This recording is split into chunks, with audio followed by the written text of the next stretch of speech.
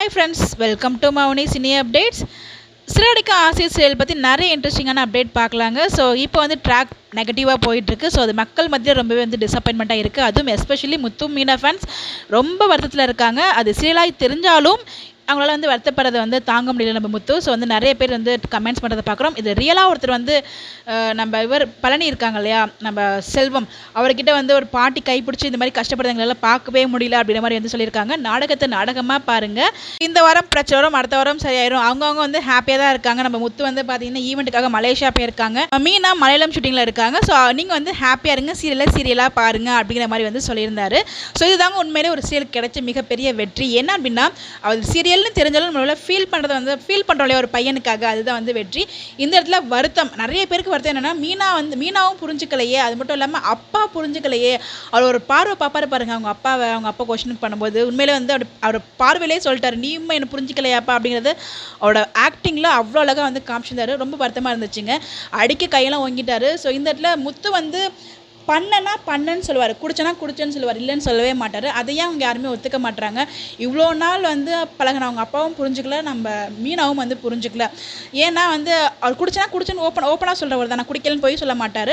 ரவி மட்டும் தான் சப்போர்ட் பண்ண வந்தார். பட் அவருமே வந்து ஒரு மாதிரி டிசப்பாயின்ட் பண்ண மாதிரி பண்ணிட்டு போயிட்டார். இருந்தாலும் யாருமே சப்போர்ட் பண்ணல.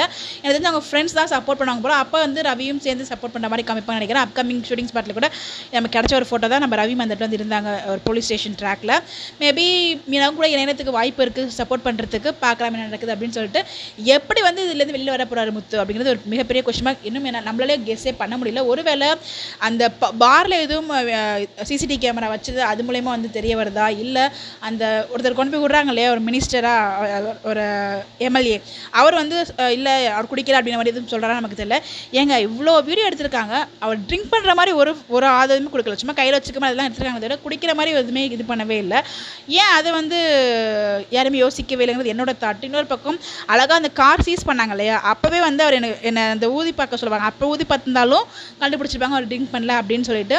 அவர் மேலே ஸ்மெல் வரலான்னு சொல்லி ரவி சொல்கிறார். அதுக்கும் வந்து ரோஹிணி வந்து வேறு லெவலில் வந்து பதில் கொடுத்துருப்பாங்க. இந்த ரோஹிணி பண்ணுறது ரொம்ப எரிச்சலாக வருது. ரோஹிணியோட உண்மை முகம் தெரிய வராமல் இருந்தாலும் பரவாயில்ல, முத்து மீனாவோட ட்ராக் வந்து இவ்வளோ மோசமாக கொண்டு போகக்கூடாதுன்னு ரசிகர்களோட ஒரு ஆசையை, சீக்கிரம் வந்து முத்து இந்த பிரச்சனை வெளியில் வரணும். அதுவும் போலீஸ் ஸ்டேஷனில் அந்த போலீஸ் சொல்கிற வேலையெல்லாம் பார்க்குற ப்ரொமோலாம் பார்க்கும்போது அவ்வளோ கஷ்டமாக இருக்குது. இந்த பிரச்சனையிலேருந்து எப்படி நம்ம முத்து மீண்டு வர போகிறாரு அப்படின்னு சொல்லி உங்களோட கேஸ் எதுவும் இருந்தால் மறக்காம கமெண்ட்டில் போஸ்ட் பண்ணுங்கள். ஸோ நீங்கள் என்ன நினைக்கிறீங்க, முத்து அவங்க அப்பா வந்து புரிஞ்சுக்கலாம் அப்படின்னு நினைக்கிறதுங்கிறதையும் கமெண்ட் பண்ணுங்கள். இந்த மாதிரி எப்படி தெரிஞ்சுக்க முடிச்சால ஃபாலோ பண்ணிக்கோங்க. Bye bye. ஒன் மோர் கேஸுங்க, மேபி பாட்டியோட என்ட்ரி நம்ம சொல்லியிருந்தோம் இல்லையா, அப்கமிங் வந்து வர போகிறாங்க அப்படின்னு சொல்லிட்டு. ஒருவேளை பாட்டியும் இந்த வீடியோ பற்றி தெரிஞ்சுக்கிட்டு வராங்களா ஊருக்கு, சென்னைக்கு தெரியல, பார்க்கலாம் என்ன நடக்குது அப்படின்னு சொல்லிட்டு.